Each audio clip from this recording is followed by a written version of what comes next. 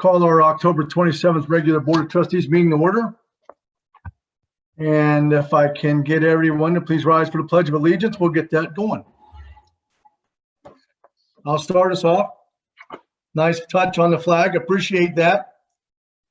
I pledge allegiance to the flag of the United States of America, to the republic for which it stands, one nation, under God, indivisible, with liberty and justice for all. Thank you very much.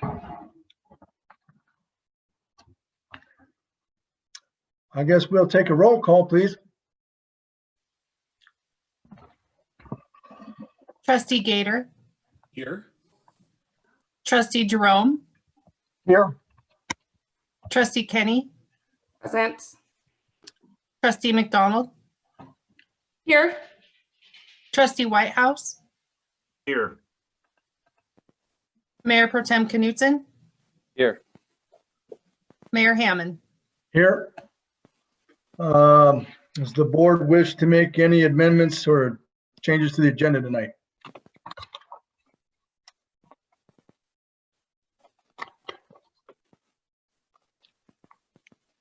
Okay. We have any conflicts of interest we need to talk about? Okay. We'll move on to item B. This is a public comment part.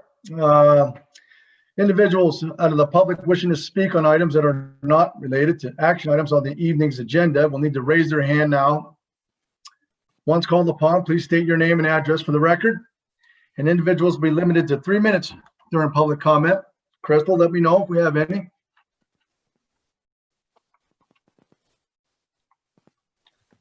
Give them a few seconds to raise their hand.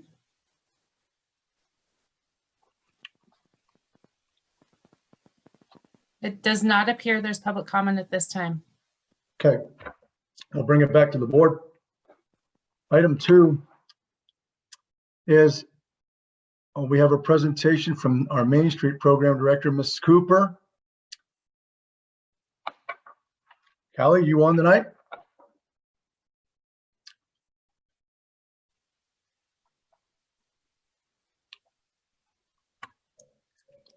Hi, everybody. Good evening. Kallie Cooper here with the Main Street Program. If you give me just a moment, I will share my screen and we will get going. So this is the Wellington, Colorado Main Street quarterly report. This is for the months of July, August, and September. The first thing I wanted to talk about was some of our current projects. Obviously, we are getting towards the end of the year. And so we are wrapping up some of our final projects.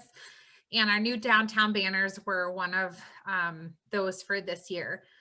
We were really grateful that we were able to get some funding that allowed us to complete this project this year.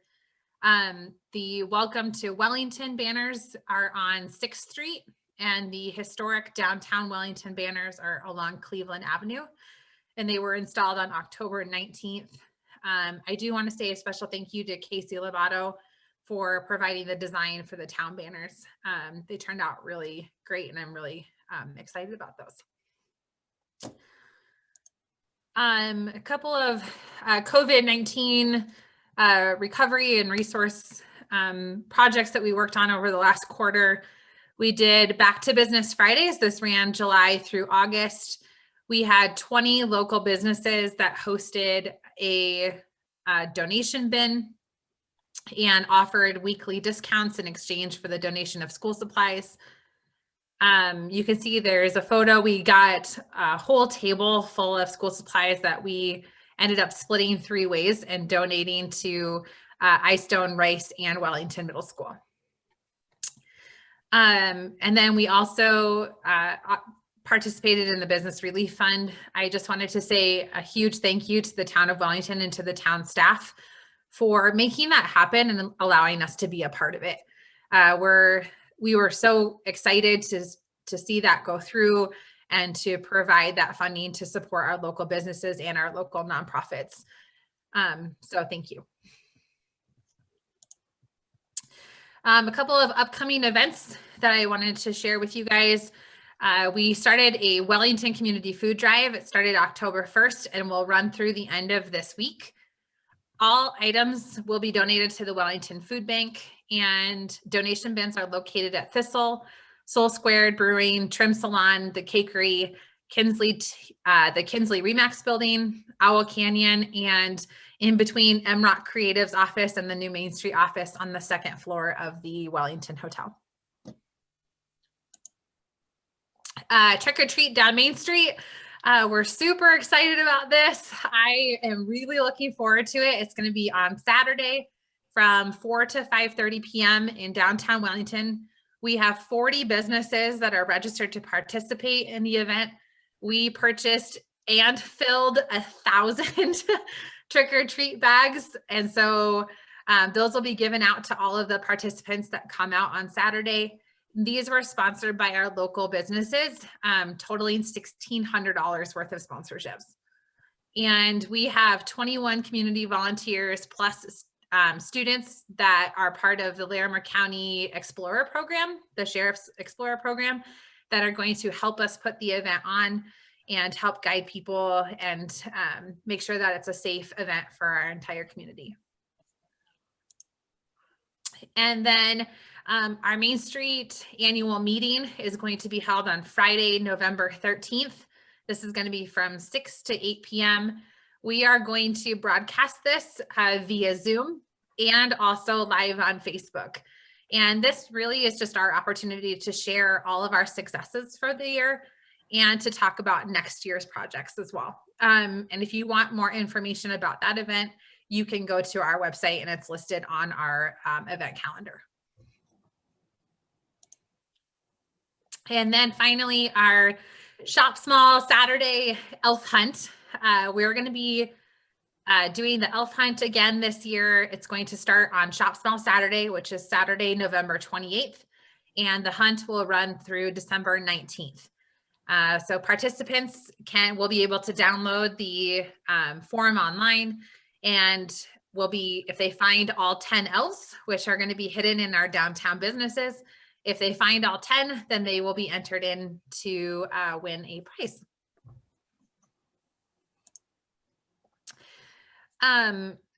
Again, some other updates. We did get to air our episode of Beyond the Block, which was done by Tastemade and Realtor.com. We hosted a couple of watch parties on September 24th, and I want to thank everybody that got to come out and celebrate that with us and enjoy it and view it with us. It was really fun to watch, and it was really a great promotion for our community and something that has the potential to reach nearly 31 million viewers worldwide. So we're really excited about that. And you can still watch the episode. You can go to tastemade.com and just search for Beyond the Block, or you can also watch it on Amazon Prime Video. We have moved. So this was another big thing for us over the month going into October. We are now on the second floor of the historic Wellington Hotel building in Suite D. So we would love for you to stop in and check out our new space. And finally, one of our big achievements that we have been working on all year long and that we're so excited to announce to the whole community is that the Wellington Main Street program was notified early in October that we have been advanced to the top tier of the Colorado Main Street program. So this means that we are one of 6 communities in the entire state that is at a graduate level. And that's a huge achievement for our program. It's a huge achievement for our board, and it's a huge achievement for our community that we were able to be recognized this way. And as a graduate program, we are awarded $10,000 a year in mini grant funds through the state of Colorado and the Colorado Department of Local Affairs and Colorado Main Street. And we have been awarded these funds through 2025. So I think I mentioned in our last quarterly report that we have a 5-year contract. And so what that means for us is we have the potential to dip into up to 3 years at any given time.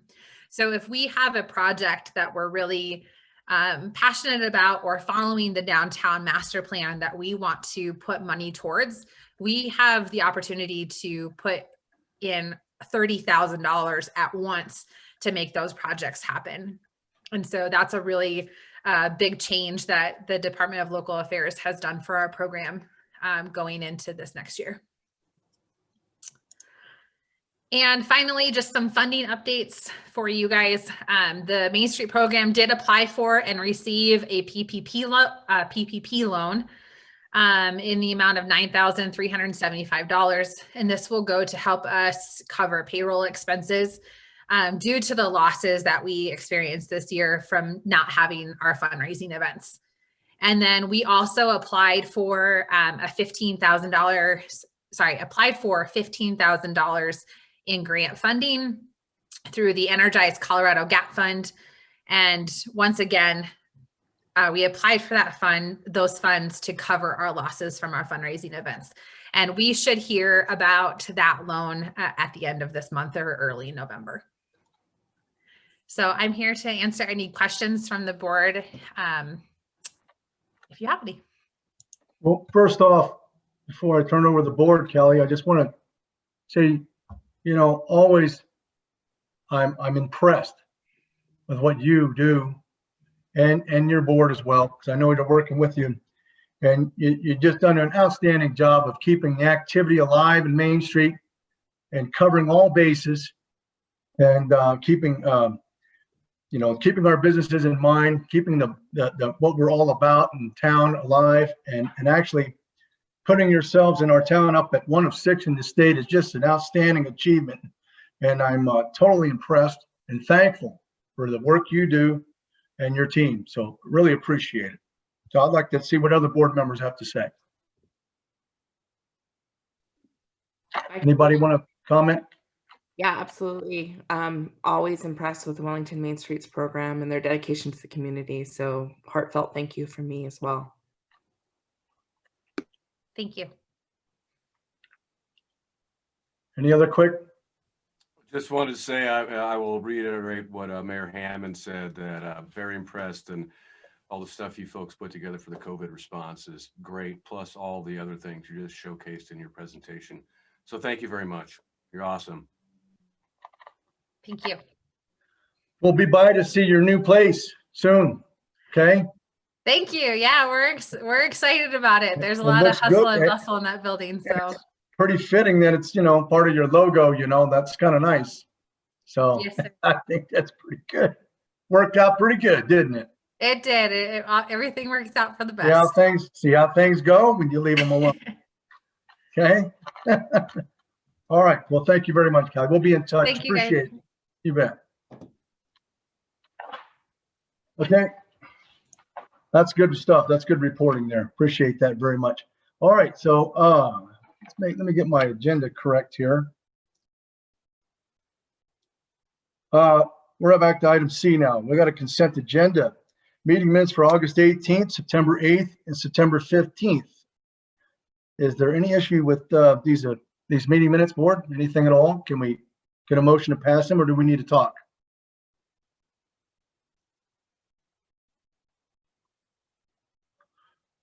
Well, I don't hear anything. Can we get a motion to pass meeting minutes of August 18th, September 8th, and September 15th? So moved. Second. Okay. Take a roll call, please, Crystal. Trustee Gator, Yes. Trustee Jerome, Yes. Trustee Kenny, Yes. Trustee McDonald, Yes. Trustee Whitehouse, Yes. Mayor Pro Tem Knutson, Yes. Mayor Hammond. Yes. Okay, let's get into our action items. Flip a few pages here. Okay, item D1. This is an integral government agreement for the COVID-19 testing, a staff presentation by our interim town administrator, Kelly Houghteling. Kelly, yours on. Thanks, Mayor and Board of Trustees. The item before you is an intergovernmental agreement for increased testing capacity for COVID-19. This is in partnership with Larimer County and Colorado State University. Based on the population for our community is how they determined how each community would pay their proportionate share. So our amount that we're asking to contribute is $20,000. If there's larger communities, they're being asked to contribute more. I think this is a good regional effort that we can do as we see testing as it continues to increase throughout the county, and would be dollars well spent through our CARES funding. Are there any questions or comments? Yep, board members, you're up. The only question I have is, are they going to do any type of drive-through or that type of testing here in Wellington? That seems to be the trend. And I know they've been doing it, for months and months down in Fort Collins. But, I guess if we're contributing to the testing, I was just wondering if they're going to actually bring the testing to the community versus having community members have to go down to Fort Collins to do that. It hasn't been discussed about bringing it to Wellington. I did have a call today with Tom Gonzalez and other city municipalities. They did talk about some mobile testing for people that might need it, and potentially creating some type of call-in number if you can't physically get to the location by a car. So I can certainly look into that and ask some more questions about the county of how we can get additional resources our way. Okay, yeah, and then actually, if they say that, it's not really in the foreseen future, and I can understand why it wouldn't be unless we had an outbreak in town. I can understand why they wouldn't do a drive-through type testing here, just because it doesn't make sense. But I guess the other question would be, would they be willing to partner with one of our local doctor's offices to make that testing available through, one of those offices somehow, just for the simple, for convenience factors for our community members, because right now, if somebody wants to go get tested at Stitches or Banner, I can't speak for Banner personally, but I can speak for Stitches because I did get a test. My insurance my insurance company had to cover it, versus a county sponsored testing, which would at no cost to the citizens. So I guess I would see if we can maybe look into something like that to let folks take advantage of a no-cost test that that's happening down in Fort Collins and probably some of the bigger communities with a higher population. So if we could just look into that, that'd be great, just to try to save Wellington citizens from having to, one, drive, and then two, also to have to put it on their insurance company, even though insurance companies right now are paying without question, and they're also not charging deductibles for COVID tests. But they still keep track of that stuff, and eventually, if you use too much of your insurance, they want to raise your rates or something. So this way, maybe we can help out in that aspect. So Yeah, great question. Let me look into it with the county. That's a good request, John. Maybe even if it's just for a short period of time, Kelly, they can bring it up here for a little while, for a couple of weeks, and you can put the word out. Hey, by the way, testing's going to be available in Wellington for a couple of weeks if you need to, I'll find out the logistics behind it. There might be something that I don't know at this time, but if we can at least get the information, if the mobile testing becomes more common, that we can at least get our residents that information as well. But that's a great idea. Anyone else?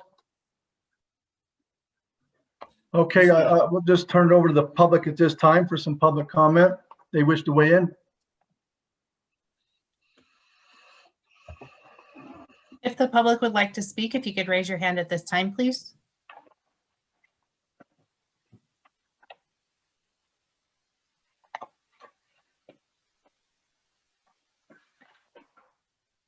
Mayor Hammond, I just see no hands raised at this time for public comment. Okay, we'll bring it back to the board for a motion to approve the IGA for COVID-19 testing funding. Anyone want a motion? Okay, take a second. So moved. Second. Roll call, please. Trustee Gator, Yes. trustee Jerome, Yes. trustee Kenny, Yes. trustee McDonald, Yes. trustee Whitehouse, Yes. Mayor Pro Tem Knutson, Yes. Mayor Hammond. Yes. Okay, we'll move on to item D2. This is a crack seal contract award. Staff presentation again. Jim Miller, Street Superintendent, Bob Gowing, Director of Public Works. Gentlemen, you're on. Good evening. How are you guys? Good. How are you, Jim? I'm doing good, thank you. We're asking to go ahead and move forward with this crack seal project. It's part of a maintenance project. We do it every year. My problem is I've reached out to some guys, only got 2 bids this year. Made a couple other calls, nobody responded back. We're getting late enough in the year that we got to get moving forward. So asking if we can get this approved and move forward with this maintenance project. Real quick, Jim, are any of these guys the crack sealing companies we used last time? Yes, we used Affordable the last time, and we've used SNS on some seal work that we've done in Wellington Point, Buffalo Creek, and down in Viewpoint. We've used them for that. Affordable, we used them down in the Knolls 2 years ago. And based on these numbers and what you've had in the past, are they pretty comparable? I mean, are you? They are. I feel- did some price checking. We do it by the foot. Okay. The county does it by the pallet. Okay.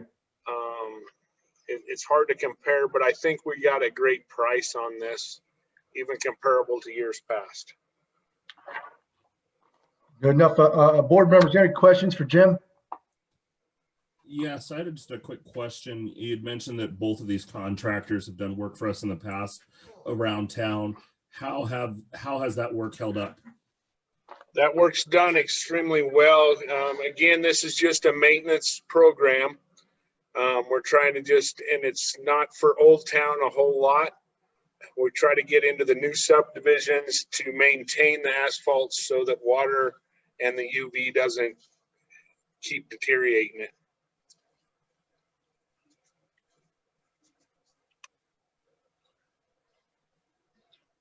Anyone else? Okay.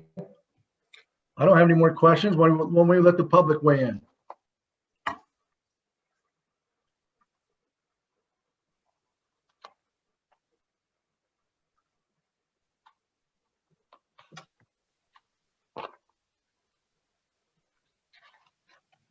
Mayor Hammond, I see no hands raised at this time for public comment. Okay, we'll bring it back to the board. Jim, can you unshare your screen, please? Jim, does your video work? Yeah, maybe. Let me try. Let's have a look at you. Okay, that should be it. It's not working, Jim. It's not? It should be. Hold on, let me try something else. This new computer, sorry. There we go. There you are. Where's your hat? I've never seen Jim without a hat on before. It's over there on the counter. Sorry, I'll go get it. All right. Board members, can we get a motion to approve the crack sealing I contract? just have one last question. Go ahead. Yes, please. There's a fairly significant, to me at least, price difference between the two. Is there anything, Jim, that you noticed that was off between the two quotes, or are they the same thing that's being quoted from both companies? They're not the same. There was a thing that we had done last year. They left it on the bottom. Like I said, we was in a time crunch, but I deducted that, and this guy is still the lowest bid, affordable. We had that, the Leaper Center resurfaced and crack filled last year. And that is on the bottom, but I subtracted that. I should have taken it off. I apologize. Okay. Thank you very much. That's my only question I had. Anyone else? Okay, let's entertain a motion to approve this crack sealing contract.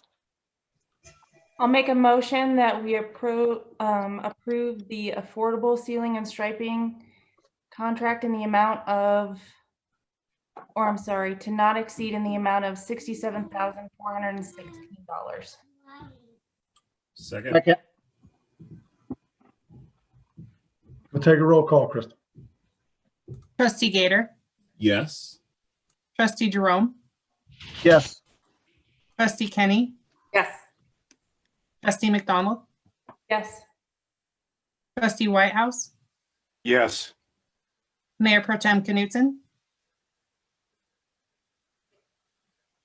Yes. Mayor Hammond. Yes. Thank you, Jim, for the presentation. Appreciate the work you did. Thank you. Thanks, Mayor, Jim. I have a Thank quick, you. just a clarification. On the staff recommendation, it says GL number. Just for clarification in the future, what is a GL number? I believe it's general ledger, I think. Well, I just want to be sure. It's a 21180. I don't have it in front of me. Right, what does the G and the L stand for? It's Judy. It's General ledger. It's the reference to the general ledger number for your budget. Thank you, Judy. Yep. Thank you all. Thank you, Mayor. Thank you. Okay, we'll move on. Item 3, D3. The resolution. I want to talk about that real quick. Resolution 30-2020. Do we have a typo on the background here at all? Because I think the numbers. Sorry, I'm looking. I think they came out different in the package. Mr. Mayor. I think that if you look at it, the reference to 36-2020 should be 38-2020, I believe, but I think the 30-2020 is correct. Is that right, Crystal? The resolution 38-2020 should actually be 36-2020, Right. the next agenda item. And I had, yeah, so 30, well, the one I have says, I don't want to get into typos, but this one says 31-2020, and this one's 30-2020. So that's all. That's all. Just pointing that out. I believe it's 30-2020 for the Okay. All right. the resolution relative to the, and Crystal, you'd have to confirm it, but the resolution to call the special election. Okay. Well, let's just make sure that's correct. That's all. Okay. So this is a presentation from Brad. Very quickly, this is, the board ought to be awfully tired of this at this point. As you are aware, there have been initiated ordinances that were filed with the clerk. There were protests to those ordinances. Having had the protests, of the two ordinances, one was for the sale of retail marijuana. That was found by the hearing officer to be insufficient. As a result of the finding of insufficiency, the matter was appealed to the district court and is ongoing in the district court. The second ordinance was to charge a sales tax, and by statute that was found to be sufficient by the judge, or was not found to be insufficient. And as a result of that, the appellate periods ran on October 19th for the filing of something with the court. Those expired, nothing was filed, and so now the board should properly entertain this. The statute requires the board to refer the matter to the voters. The matter can't be heard because of the Tabor issue until November 2nd of the 2021, the first Tuesday in next year, because it couldn't be heard this year. As a result of this, what this does is item 3 sets a special election for November 2nd, 2021, and item 4 refers the matter of the Tabor or the sales tax issue to the ballot for that day, which this board is required to do by statute. Okay. Board, would you have any questions on this issue here, this particular item? This is Trustee Whitehouse. Mr. March, I think there's a third lawsuit out there. Is this ordinance for setting the tax issue, is that good to go, or is it still somehow tied up in possible ongoing litigation besides the hearing tomorrow? This matter is not tied up in litigation. The issues that are tied up, and there have been 3 separate suits filed. The first one was dismissed by the court. The second one challenges the hearing officer's decision. And the third one, which we filed an answer to today, suggests that under various state statutes, the board was entitled to act or required to act, and requests that the court order that the board act. All of those involve all of those should involve the initiative and referendum. I suppose that the third action also involves the sales tax issue, but obviously the board at this point can't act to put this on the November on the November 3rd ballot, and the court has generally made that decision in the past proceeding. It was in conjunction with the second action. The third action had just been filed, but realistically we can't meet the table ordinances, and at that point what the board needs to do is get it on the ballot for the next available date, which would be the November 2nd, 2021 date. Thank you, Mr. Marsh. Mm-hmm. Anyone else? Can we confirm and just reiterate for the record that the soonest possible date for the special election would be what date? November 2nd, 2021. And that's the date we're calling it for. Anything else? Okay, let's hand it over to the public, Crystal.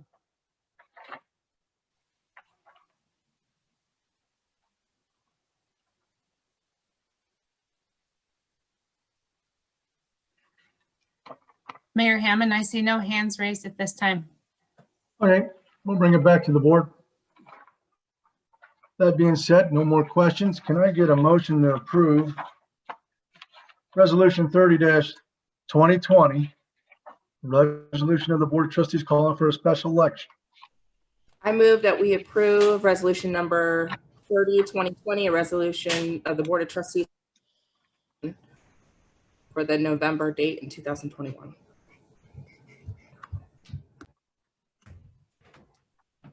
Second.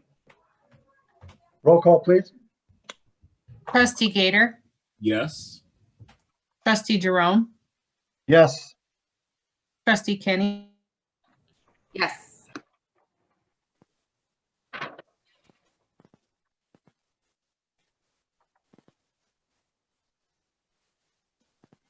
Yes. Crystal, we lost you.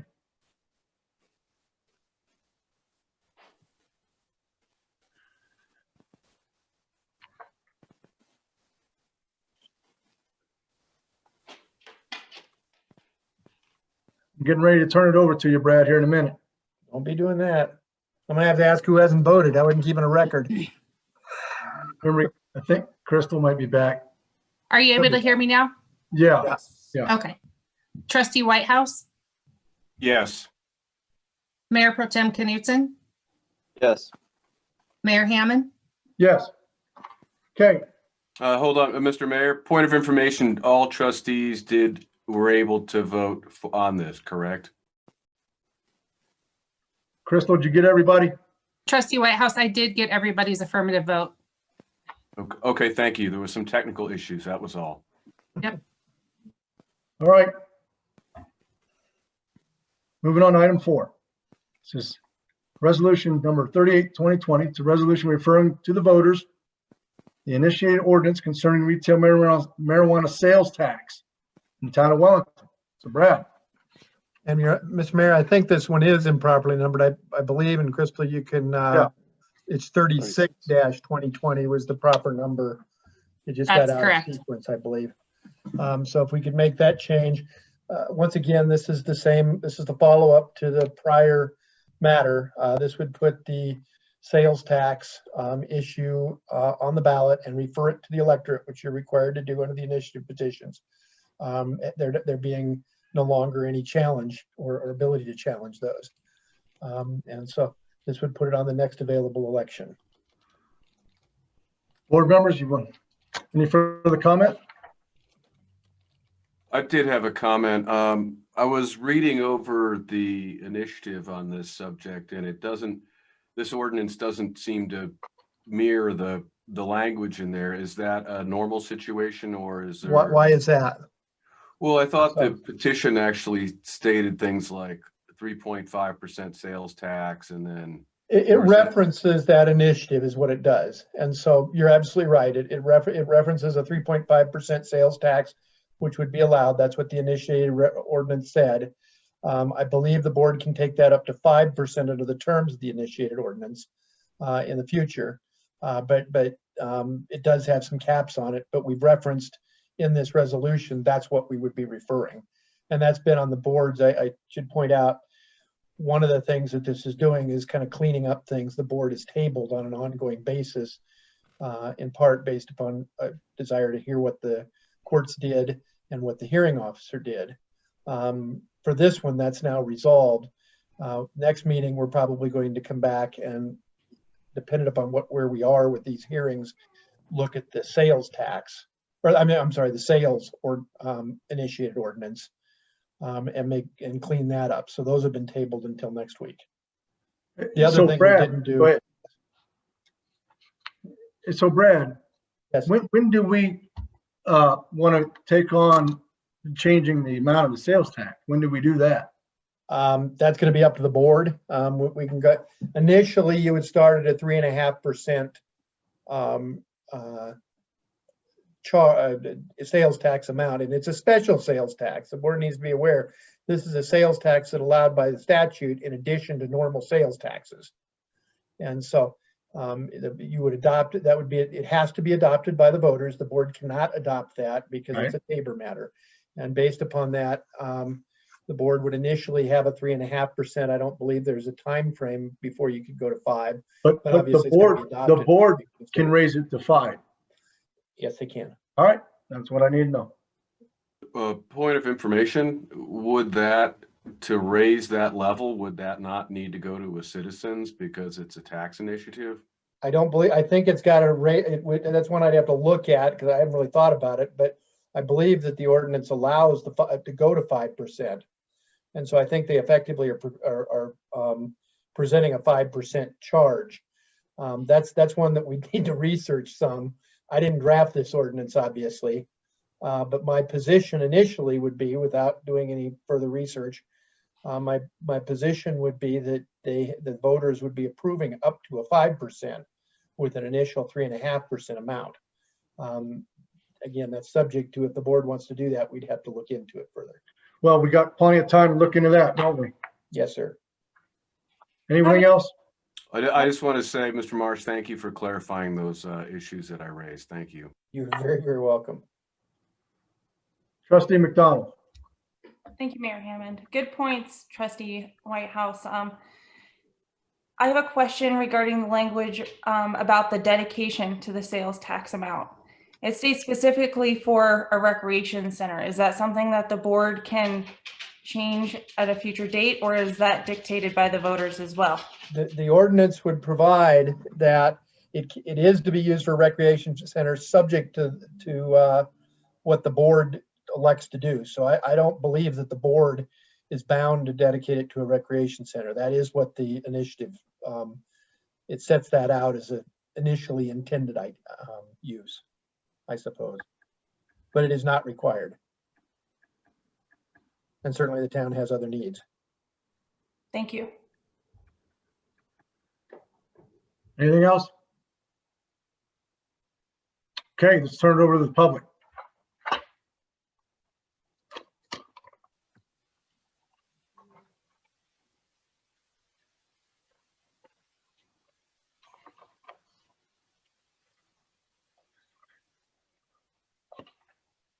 Mayor Hammond, I see no hands raised at this time for public comment. Okay, we'll bring it back to the board. If there's no further comment,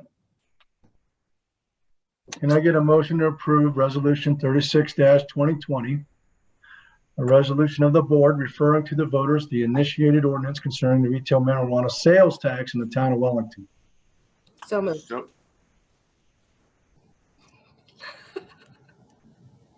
I'll Crystal, second did you that. get that? We'll take a roll call. Trustee Gator, Yes. trustee Jerome, Yes. trustee Kenny, Yes. trustee McDonald, No. trustee Whitehouse, Yes. Mayor Pro Tem Knutson, Yes. Mayor Hammond. Yes, You have Okay. 6 affirmative votes. okay, Mr. Mayor, one thing I would point out, right, also tabled at the last meeting was appointing election judges.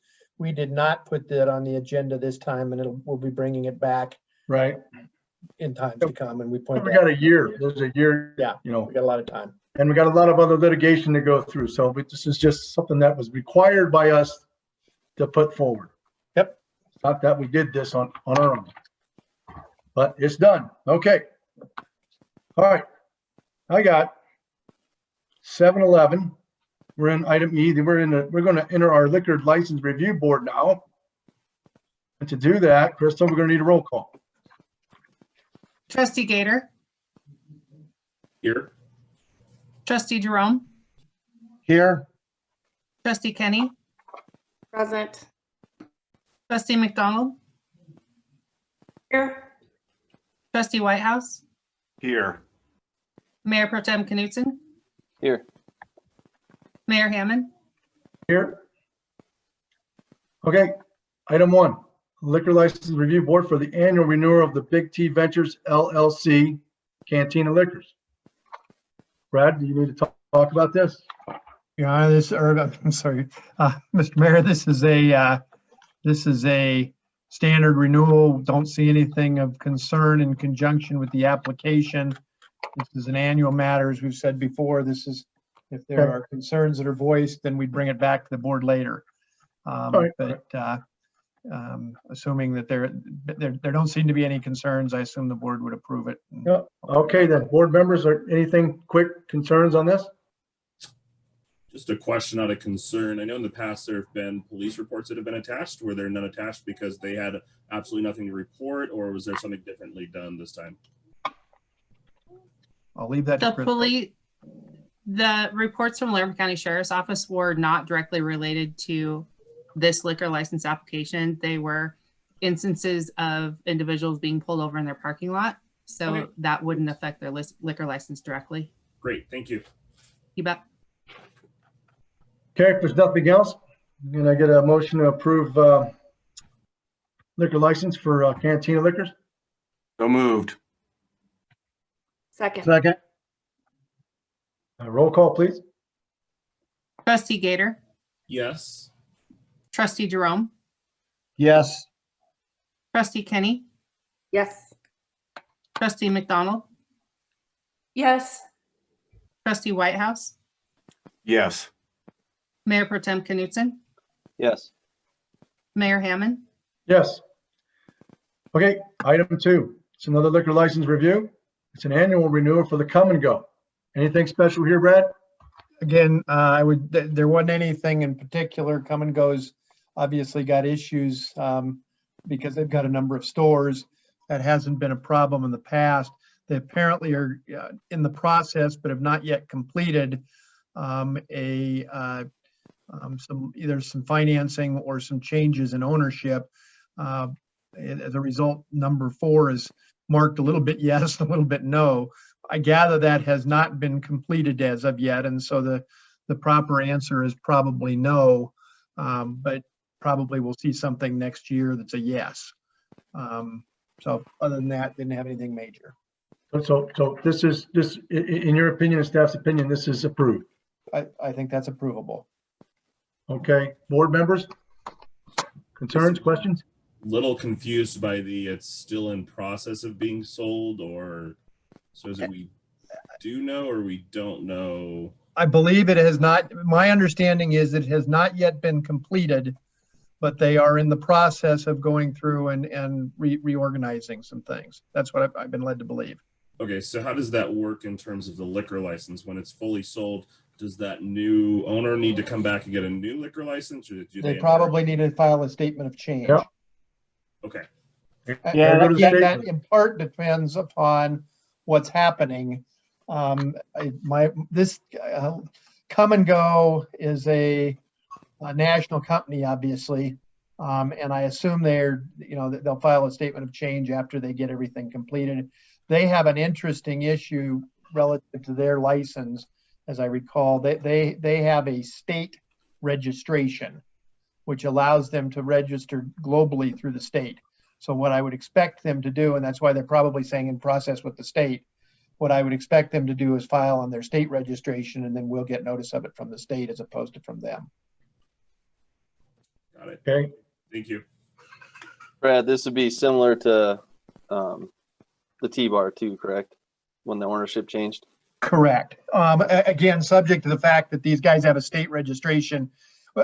When you have a number of liquor licensed outlets, the state will allow you to have one central filing. In this case, they have that. And so I would expect that we will see something is happening. I don't know what it is, but I would suspect we'll see it handed down by the state. And it's kind of going to be deferred to them. Be like the loaf and jug when King Soopers or Kroger sold loaf and jug to a different company, because I remember we had to issue them their own liquor license. So Correct. They don't have a state registration, but that's absolutely right. Good memory, John. Okay, anything else? All right. Can I get a motion to approve liquor license for Come and Go? So moved. second, Roll call, please. Trustee Gator, Yes. Trustee Jerome, yes, Trustee Kenny, Yes. Trustee McDonald, Yes. Trustee Whitehouse, Yes. Mayor Pro Tem Knutson, Yes. Mayor Hammond. Yes. All right, I have 7:17. We're gonna exit our liquor board and resume our regular board meeting. We're into the reports area. Town attorney, anything further? No, sir. Okay, town administrator, anything? Nothing additional, thank you. All right, some staff communications, treasurer report. Judith?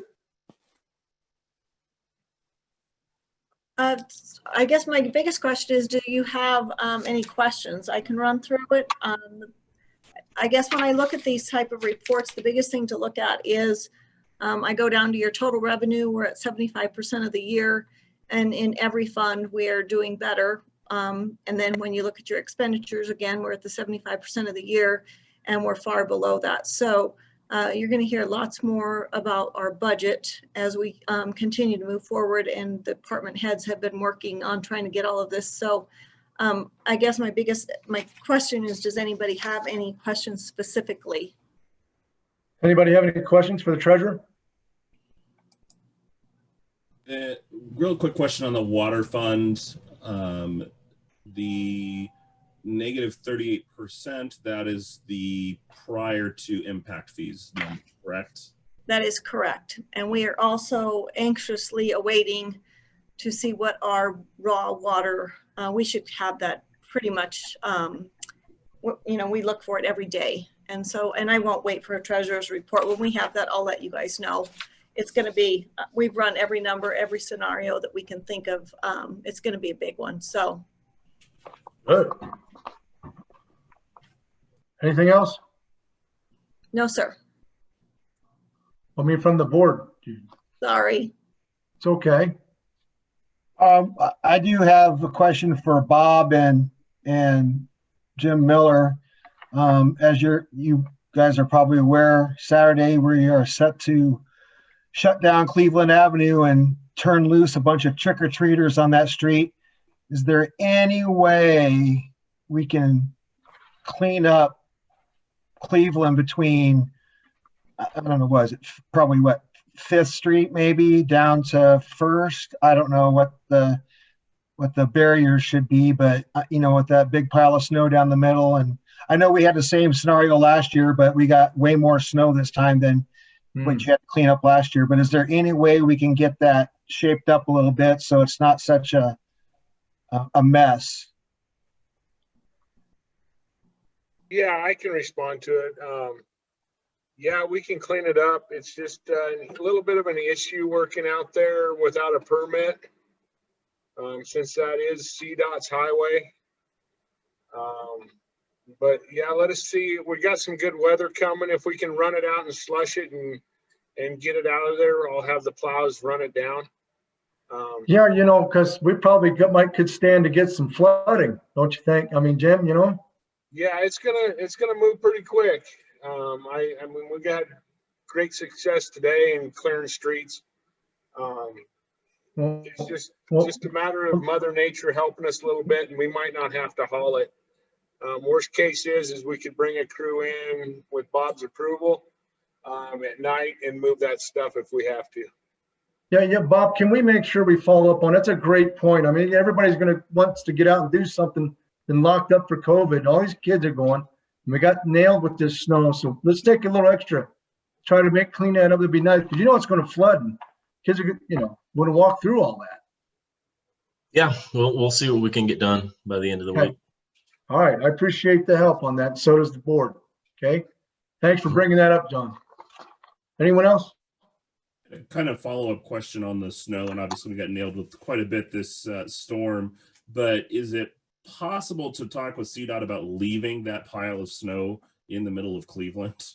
Because that was a problem last year. It's been a problem again today, but this storm as well. Is that the only, I mean, I don't know snow plowing. Is that the only place that can go, or is there a way to not have that sitting there in the middle of the street? This is something that we've talked to CDOT many times about, and this is their standard approach. And in the past, they haven't been willing to kind of change that approach. So this is the way they handle this kind of roadway. And typically, Jim will get out there and try and dress it up a little bit, especially at the street crossings. But it really would require being removed, right? If you moved all that snow out to the curb and gutter and even onto the sidewalks, then you may actually have a bigger mess from that. Okay. And then what are we doing as far as trying to control the roads that are not Cleveland? Because I know those were pretty hairy yesterday, especially the intersections. Mm-hmm. We're still working on it. That was a big event for us, and so we're not quite done yet. We've got more work to do on the snow, the plowing especially. A lot of that, it kind of froze to the paving in the middle. Jim was explaining this to me. And Jim, why don't you go ahead and take over here if you want? Okay, so what happened with this storm is we came in on Sunday morning around 7. The pavement was hot, so we ended up having a slush underneath. And as we moved those lanes, it froze. Same thing on Monday morning. So we chose to leave it lay until we could expose good blacktop, and because the blacktop will melt that out really fast. That's why it got so slick. It's just the wind driven. Sunday was miserable. We fought a total, I think, of 12 hours on Sunday, trying to stay ahead of it. But we'd plow and then turn around, and you couldn't even tell we plowed with the wind. And salt doesn't do any good at that because it kept sticking on us. So the only thing we could do is try to keep a level, flat surface for people to drive on, even though it was slick. Monday morning we was in at 4 and started salting, and that's when we got results. Okay, thanks. I appreciate you guys trying to keep on top of that, because I know that was been something that was brought up several times last year to myself, and then it's already been brought up this year as well. So I appreciate you guys keeping on top of that. Anyone else? Something that might affect this and maybe a topic that we need to address in the near future is the absence of the crosswalk signs because they've been damaged so much. If we did have signs, we wouldn't be able to pile snow. So maybe consideration of how that might work, or just understanding from CDOT if our signs were up, what the plan would be. I think Well, that's worthy of discussion down the road here. We don't have any signs right now. They're gone. They're, you know, we knew they were going to be a problem. And it's going to be something to talk about. We got to address that. I'm hoping for some point permanent ones. That's something to be talked about.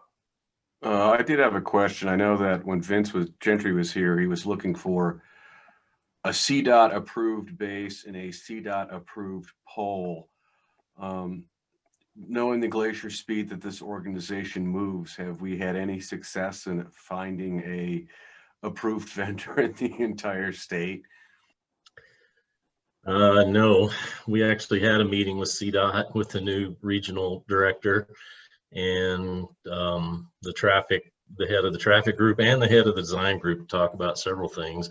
And I specifically asked them if they had any laying around or if they had any clue where we could find these. And this is a statewide problem because the one firm that creates these, you guys have heard this already, is just not keeping up. It's just that simple. So you could think of it as a supply chain issue like some of the others that we've had. So we ask them on a pretty regular basis, and we're consistently getting the same answer. Thank you for the clarification, Mr. Gowing. I was under the impression that the vendor actually was no longer there, but I didn't realize they were just back. Well, the Old Castle had a prefab place down there in Loveland, and they service this North Front Range. So the remaining storefront, if you will, for Old Castle is down in Commerce City or Brighton, one of those, and they're just absolutely swamped. And even CDOT can't get these bases for their projects. So it's not just us; it's the whole state is experiencing this right now. Yeah, it's pretty frustrating. Has the state considered approving other polls?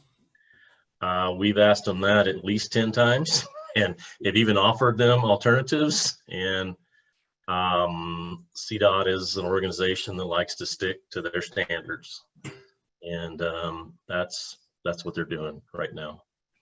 Eventually, something will have to give, and certainly calling them and asking them on a regular basis, eventually maybe they'll just get tired of hearing that question and allow us to do different.